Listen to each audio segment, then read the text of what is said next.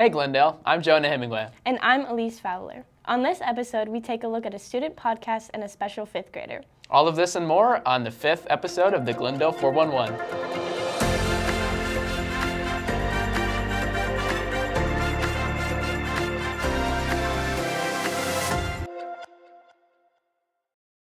Voting is a civic duty. Michelle Lewis explains the process. With many important elections occurring in the next year, first-time voters are looking forward to being able to vote.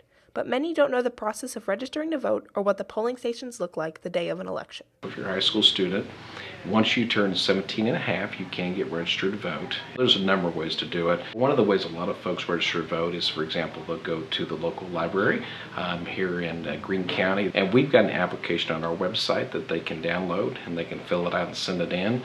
They can also go to the Missouri Secretary of State's website, and there's an application there that they can actually do it online there through the Missouri Secretary of State's office. Or if you're a Glendale student, right there in your high school office, you can go to register there, and then we'll go ahead and process that voter registration application on your behalf, and we will send you your voter ID card once you turn 18 prior to the election. Now, you do have to register 28 days before any election. There are countless polling locations voters can go to.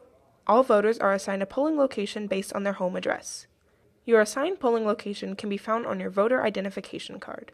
Once they go to the polling location, they'll need to bring their voter ID card, or for example, most of the identification people use today is the photo ID. So if you've got your driver's license or non-driver's license and it's current, bring that to the polling location. You could also use a federal passport too. When they get to the polling location, they're going to come in. We have electronic check-in, so we'll have an iPad, which is called our poll pad system. They're going to be able to show their identification. If that, they will pull up the information. It also pulls up the correct ballot. They'll get that ballot, they'll sign for that ballot, and then they'll go to one of the locations there. We have a number of tables. We'll have basically voting shields where they can vote in privacy. And then we have our vote tally machine. They will then insert the ballot into the machine. It will let them know if they've overvoted on the ballot or anything that would not allow that vote to be counted. And so normally that's an overvote. This process of voting may be intimidating to first-time voters, but it is designed to be simple and fair. The best advice for young voters is to understand the candidates and/or issues that will be on the ballot. For more information about upcoming elections in Greene County, visit greenecountymo.gov and go to the County Clerk tab. Springfield residents recently celebrated different cultures. Owen Coleman and Garner Sly tell us more. The Springfield Multicultural Festival is a yearly event where people are able to meet and share different cultures. So when we heard about this, we were excited, of course, because through this event, there will be more people who will be able to know more about us. And I feel like it's also an opportunity for us to be known in this city and other city as well who does not know much about us. Oh, it's one of a year event, and I look forward to it every year. It's a multicultural event, and I know I will be, meeting other people coming from all around the world and coming from all around the states. And I'm interested in the performances, and I think they are great. I think this is a good opportunity to meet people from all over the world. I am originally from Vietnam. I meet some great friends here from this event, from Korea, from China, from all parts of the world. We have different vendors coming from the different industries.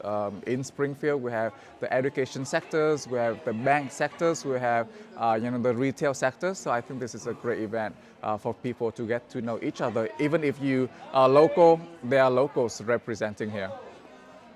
I think it is important for me in general to be able to see other cultures and put myself in their shoe and what they experience in their life, since each culture lives, eat, and talk in a different way. I think it's just us knowing more about them that will help us be able to interact and talk with them.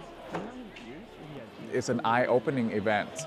For some of us, we don't get to travel far to Vegas or to New York to see these kind of performances, but this is little, very unique thing that people can see, and when you see it in person, it feels real, and you even appreciate more of the things that you have seen elsewhere.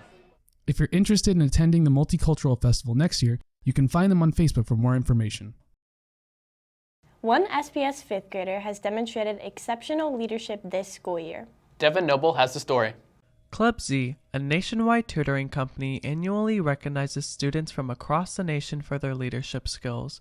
This fall, Disney Elementary student Sir Perry Knox was awarded a national honor for his leadership by Club Z. It made me feel pretty good because I inspire others to do great things, and I'm a really good student here.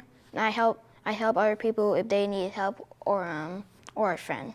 Some people don't know what to do. I help them so that way they'll know the answer and they'll understand it, and I don't be a follower I don't do bad things what other people do. I do what I think is good for me, and that's how I become a leader. Sir Perry received the award because of his perseverance. It's really what it came down to.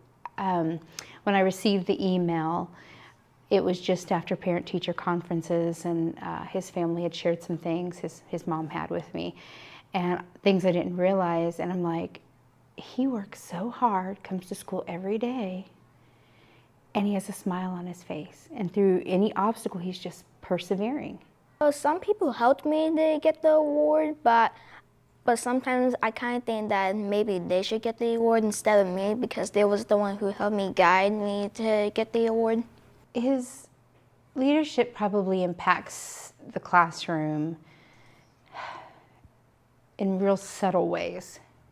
Because he's so positive, it kind of rubs off on everybody. I do want to give some credit to Club Z and what they do for students.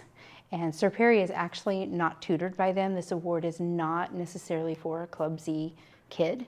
I'm very proud of him and his hard work and his perseverance. He gets that from his mama, I will say that. And she's just as hardworking and persevering.